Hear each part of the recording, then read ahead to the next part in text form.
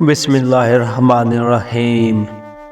عزازیل کے زمین سے گرفتار ہو کر آسمان تک پہنچنے، بہترین عبادت بجا لا کر ساتویں آسمان تک پہنچنے، ملائکہ کو تعلیم دینے اور پھر زمین پر جا کر سرکش جنات کا سر کچلنے تک کا سفر۔ فرشتوں نے حکم خداوندی کے مطابق زمین پر پہنچ کر قتل عام شروع کر دیا اور جنوں کی کثیر ترین تعداد کو قتل کر ڈالا اور کچھ روپوش ہو گئے۔ پھر فرشتوں نے ان لوگوں کو جو سن تمیز کو نہ پہنچے تھے گرفتار کر لیا۔ انہیں گرفتار ہونے والوں میں عزازیل بھی شامل تھا۔ عزازیل فرشتوں کے ہمراہ آسمان پر پہنچنے کے بعد ان کی صحبت میں عرصہ دراز تک رہا اور عبادت گزاری کرتا رہا، یہاں تک اس نے عبادت گزاری میں وہ فروغ حاصل کیا کہ ملائکہ حیران رہ گئے اور اپنی فہم و ذکا سے ایسی ترقی کی جو حیرت انگیز تھی۔ ایک روایت میں ہے کہ جب وہ زمین پر تھا اس وقت بھی اپنے لوگوں سے متنفر تھا اور ان کی شرارت سے کنارہ ہو کر دامن کوہ میں رہا کرتا تھا۔ غرض کہ وہ ترقی کرتے کرتے اس منزل پر پہنچا کہ ملائکہ کو خدا کی بارگاہ میں عرض کرنا پڑا کہ معبود اس کے جیسا عبادت گزار ہم میں کوئی نہیں ہے، اس لیے استدعا ہے کہ اسے آسمان اول میں بلند درجہ دیا جائے۔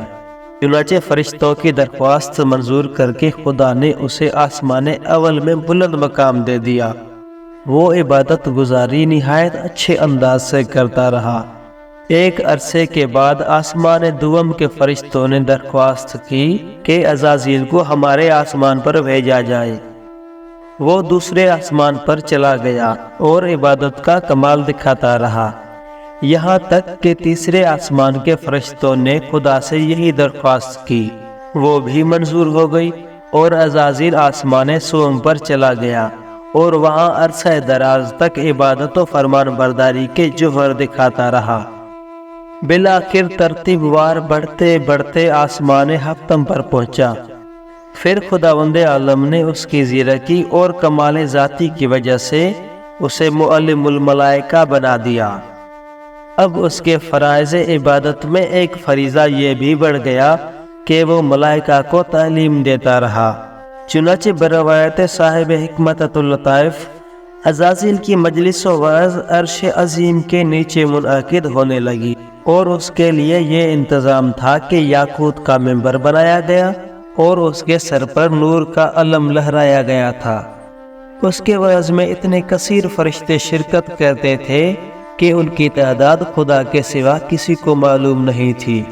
بہرحال وہ بڑی شان و شوکت اور نہایت کر و فر سے عبادت خدا کرتا رہا اور ملائکہ کو تعلیم دیتا رہا، یہاں تک کہ ایک طویل مدت گزر گئی۔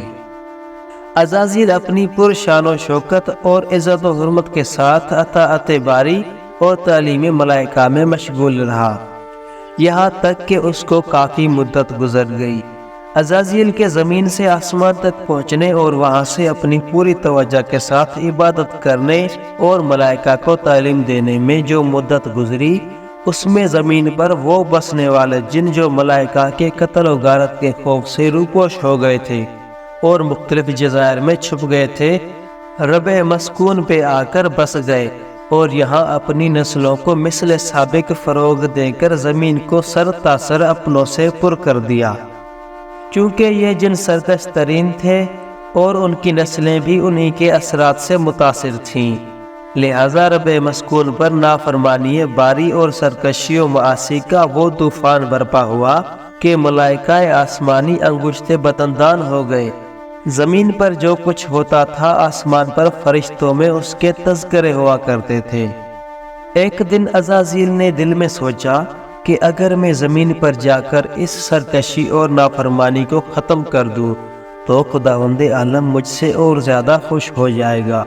یہی کچھ سوچ کر اس نے بارگاہ احدیت میں درخواست پیش کی اور خواہش ظاہر کی کہ مجھے فرشتوں کے ایک گروہ کے ساتھ زمین پر جانے اور وہاں کے نظام کو استوار کرنے کی اجازت دی جائے۔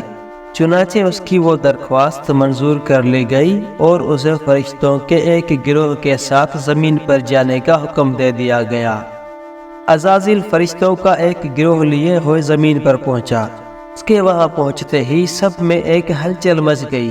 سرکش جنوں نے مقابلے کی تیاری کی اور فرما برداروں نے عزازیل سے ملنے کی سعی کی۔ چنانچہ ایک مختصر سا گروہ جو صلح کا تھا عزازیل سے آ کر ملا اور کہا کہ ہم سب ان کی نافرمانیوں سے عاجز ہیں، لیکن ان کی اکثریت کے مقابلے میں ہماری چلتی نہیں ہے۔ پھر عزازیل نے انہی صلح جنوں میں سے ایک فرد سہلوب بن ملاحب کو ان کی طرف بھیج کر سرکشی اور نافرمانی سے باز آ جانے کی دعوت دی۔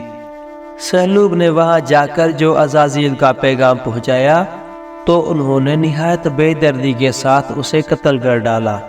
عزازیل کو اس کے قتل ہو جانے کی خبر نہ ہوئی، لیکن جب کافی دن گزر گئے تو اس نے انہی کے ابنائے جنس سے ایک اور فرد کو بھیج دیا، وہ بھی واپس نہ آیا۔